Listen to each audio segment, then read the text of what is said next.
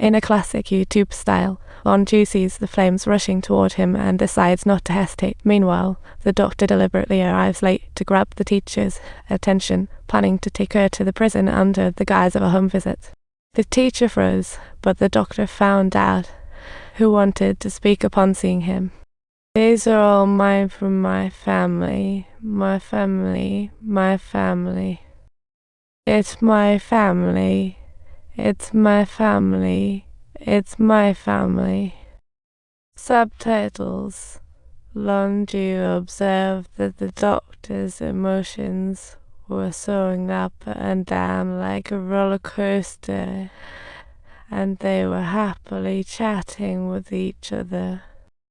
Gazing at you through glass, he grew sure Longjius wasn't a murderer. Although Longjius' IQ isn't high, his pure heart is unmatched. However, good times are always fleeting. When visiting hours ended, the guard turned off the phone and forcibly took Longjius away.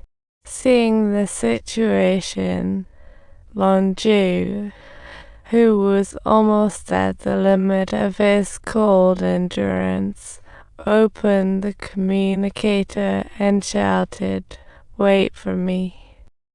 Wait for me, wait for me, wait for me, wait for me. Hand or a quarter, acute, Armenian vote, until the ed times divide by cyrillic letter 4bb, I will not micro yen, I copyright, Armenian share ed by circumflex letter 2bd pound at sign a out times a tilde or a quarter, r3 o will not micro yen, a circumflex cyrillic letter 4b3 o bar divide by o letter 3ca, wait for me, please wait for me, just wait for me, wait for me, uncopyright. Wait for me, wait for me, wait for me, please wait for me. Since that day, the warden began to closely observe Longjius' every move. He found Longjius optimistic and kind, with no aggression. Upon learning he fell ill after returning, the warden visited him in hospital. "We can't let him see anymore. The local support funds can't hold up. The government support funds are also barely sufficient, boss. I don't wish to go that far again. I'd better not go with him. All right."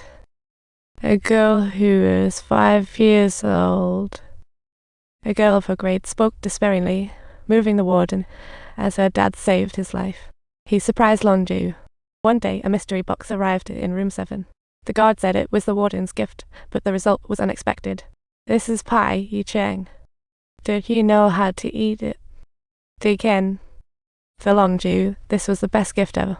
Since it was given by the warden, he enjoyed it without hesitation. The warden arrived at the police station, asking to see Longjius' confession. He discovered the writing looked like a worker's note, utterly unbelievable. The warden spotted the clue instantly. Even Longjius barely recognized letters. How could he write such a complicated confession? Someone must have even he had no idea what happened. Now the warden was sure Longjius was wronged. After that, he often picked the doctor up from school, and she treated the uncles in the prison like family, reading and writing. The doctor even borrowed classmates' phones for the uncles to talk to their families. Everyone adored this smart and thoughtful little girl. Longjius slowly passed the warm days, but the hearing dates were drawing ever closer. Longjius demonstrated the scene of the girl falling for his classmates. After careful reasoning, they confirmed the girl died from hitting her head. And all the things that Longjius did for her were first aid skills acquired at the health clinic. To help prove Longjius' innocence, friends taught him how to answer questions in court. "If I can get the gloves, I'll give them to you, and I'll buy you a Sailorman bag. Therefore, this is the evidence. These are all my pieces of evidence." Friends finally breathed a sigh of relief. At that moment, the warden also found the police chief. He hoped to reopen the case for Longjius' justice, but the chief was deranged by his daughter's death. "Have you ever experienced forgetting something?" "Yes, my precious daughter." Friends jointly wrote to prove Longjius' innocence. The warden gave it to his lawyer, who'd been bribed by the chief. No matter what the warden said, the chief was convinced Longjius was guilty. On their way to court, the warden assured Longjius he'd go home if he answered the judge as his friends instructed. Just before the trial began, the chief privately met Longjius, pressuring him constantly, threatening he'd share his daughter's fate if not pleading guilty. After repeated threats, even the 60-year-old Longjius understood what the chief meant. Sometimes fate is predetermined. Subtitles. Longjius would absolutely not stand by and watch the doctor meet his demise at the hands of the police chief.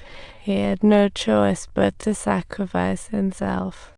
So, when the judge inquired of him whether he had killed the police chief's daughter, subtitle, Longjius gave such a response, and the audience erupted in an uproar. Everyone was accusing Longjius, yet only the doctor and the warden were aware that he had been wrongly accused. As for the reason behind his sudden change of statement, nobody knew. He only wanted to seek help, but no one understood his father's despair. He brought his daughter into this world, yet now he had no power to protect her. He just hoped someone could trade for his daughter's life, bringing her safety as if he had a daughter. It's hard for me to see this daughter's eyes, so he just wanted them to help him, but he couldn't do it. But he had no ability to protect her. All he hoped was to swap for safety and tranquility. That was all he could do for the doctor. In the end, Longjius was subjected to the death penalty, while the doctor was taken in by the kind-hearted warden. He still visited Longjius in prison as usual. Each time Longjius entered, the doc squeezed 3 trees behind him. The father and daughter always played such silly games, having a blast each time, as if nothing had ended. Well, don't forget to subscribe to our channel.